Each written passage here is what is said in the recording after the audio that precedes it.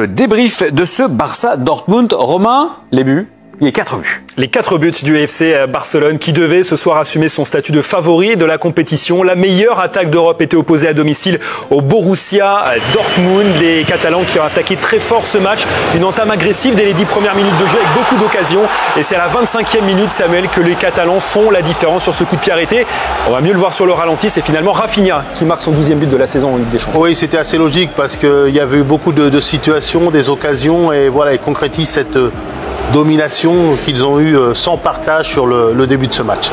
1-0 à la pause pour les joueurs d'Hans-Dieter Flick. On revoit le bout du pied, le pointu de Rafinha pour conserver donc sa place de meilleur buteur de la Ligue des Champions avec 12 réalisations. 1-0 à la pause et en seconde période, les Catalans vont accélérer. Là, on va comprendre qu'il y a un écart énorme entre ces deux clubs. José-Pierre Fanfan, deuxième but dès la 48e minute de jeu. Là, c'est parfait. Le centre de Yamal, la déviation de Rafinha et la finition de Lewandowski. Oui, dès le retour des vestiaires, ils ont voulu en tous les cas de nouveau marquer leur territoire. Ils avaient souffert un petit peu, donc où ils se sont fait un peu peur en fin de première période. Et là, dès le retour des vestiaires, c'est Lewandowski effectivement qui permet au Blaugrana de mettre ce deuxième but et de s'assurer en tous les cas de s'élancer vers une victoire importante. Beaucoup trop fort collectivement, les Blaugrana qui vont continuer, qui vont même dérouler dans cette seconde période. 66e minute de jeu et c'est Robert Lewandowski qui s'offre un doublé, son 40e but déjà, toute compétition confondue cette saison. Ouais, tout est fait dans le bon tempo. La passe de Yamal pour Fermin, l'appel de Rafinha qui libère l'espace, premier poteau pour Lewandowski. Voilà, c'est l'illustration que c'est les individualités qui se mettent au service du collectif. L'illustration, encore une fois, de vos propos, Samuel, sur le 4e et dernier but. La passe de Rafinha pour Lamine Yamal. Beaucoup de décontraction et de facilité pour les Barcelonais, José. Jeune joueur, mais quelle expérience déjà, quelle lucidité donc pour mettre ce type de but. Le contrôle, le petit pointu donc derrière, mais surtout un registre dans lequel les Blaugrana excellent, c'est-à-dire les transitions rapides, de l'espace à exploiter. Donc ils se sont donné un peu le bâton pour se faire battre. Le BFRB en seconde période et Lamine Yamal en est l'illustration parfaite. Alors, il y avait un 0 à la pause et on se posait la question de savoir comment est-ce que les Catalans allaient revenir en seconde période. Vous aviez dit qu'ils repartiraient à fond. Ben, effectivement, ça s'est passé comme ça. On a l'impression qu'ils ont géré à chaque instant cette rencontre. Oui, ils se sont fait un petit peu peur. Alors un petit peu peur, peut-être que c'est fort en fin de première mi-temps. Donc Hansi Flick a dû leur dire... Donc il y a eu une ou deux alertes. Voilà, il faut repartir très vite en seconde mi-temps. C'est ce qu'ils ont fait pour creuser l'écart et après il n'y a plus de match parce que ce deuxième but est revenu trop tôt. Mais quand vous êtes comme Dortmund, l'outsider, vous avez quelques petites portes pour passer. Si vous ne les saisissez pas, ils l'ont eu en fin de première mi-temps. C'est terminé parce que l'équipe adverse va se rebeller.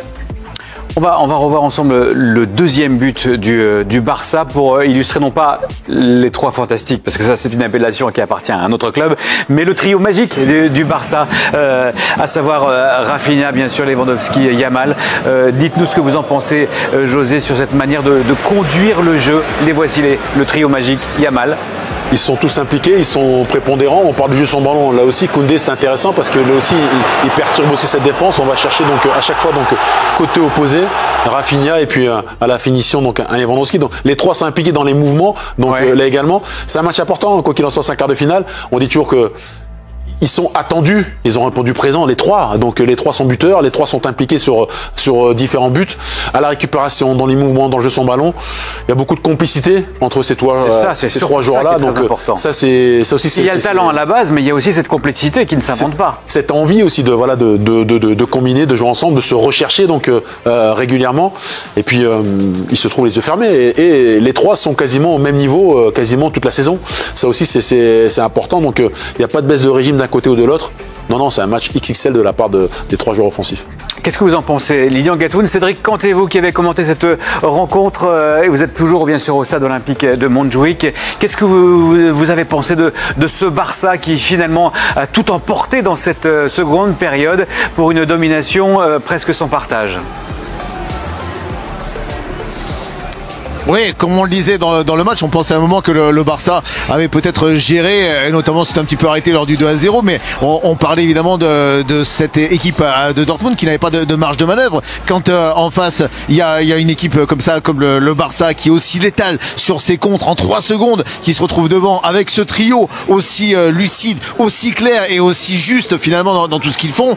Voilà, chaque erreur est payée cash, et donc ce 4-0 finalement, c'est encore une fois une démonstration que ce trio trio offensif, il faut pas lui laisser un demi-ballon, sinon il le transforme en but. Oui, en fait, ils font ce que les adversaires n'arrivent pas à faire, c'est-à-dire sanctionner à la moindre erreur. Et c'est vrai que les occasions manquées de Guirassy en première période, vous ne pouvez pas vous le permettre, parce que eux, dès qu'ils enclenchent la deuxième, et ben, c'est une récupération à 60 mètres du but, et en 2 passes, avec les courses à haute intensité, avec leur volonté d'aller faire mal à l'adversaire, et ben, les filets ils tremblent en quelques secondes. Donc malheureusement, vous pouvez avoir des regrets peut-être à la mi-temps, mais à la fin du match, vous vous rendez compte qu'il y a un rouleau compresseur qui vous est passé dessus, et que les individualités, les 3 joueurs de devant, et ben, ils amènent tout ce collectif, ils magnifient ce collectif avec de la justesse technique, avec du talent brut. Donc cette équipe, elle est vraiment taillée pour aller très loin. Aujourd'hui, Dortmund malheureusement n'a pas fait le poids.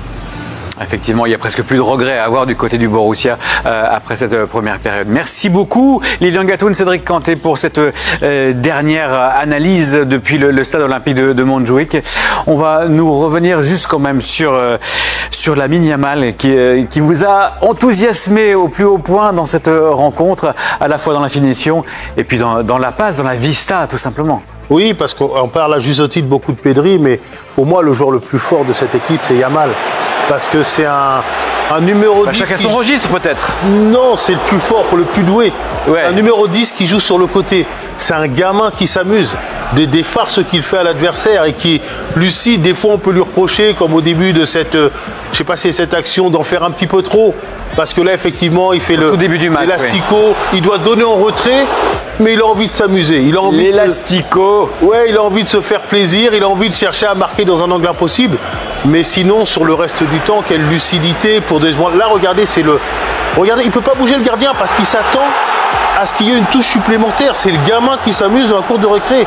Je te l'ai faite à l'envers. Et ça, c'est le vrai. Regardez, tac et tac.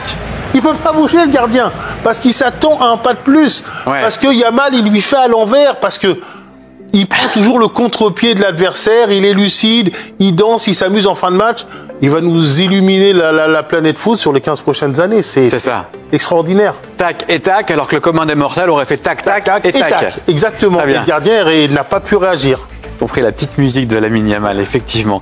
Vous aviez une statistique à nous donner sur le FC Barcelone. Oui, une statistique collective. Pour la première fois de son histoire, le FC Barcelone débute une année par 23 matchs sans défaite, 19 victoires et 4 matchs nuls depuis le début de l'année 2025 pour les joueurs d'Hans-Dieter Flick. C'est un record donc historique dans l'histoire du FC Barcelone, et pourtant elle est longue l'histoire du FC Barcelone, et ça montre encore une fois à quel point Hans-Dieter Flick est un homme qui arrive à sublimer ses effectifs, puisqu'on l'avait dit dans l'avant-match avec le Bayern Munich. Il avait remporté les 11 matchs menant au titre donc le Bayern lors de la saison 2019-2020. Très impressionnant ce FC Barcelone dans cette édition de la Ligue des Champions. Un mot tout de même sur le Borussia Dortmund qui, on l'a dit, a relevé un petit peu la tête en fin de première période, mais pour le reste n'a pas pu se montrer réellement en seconde.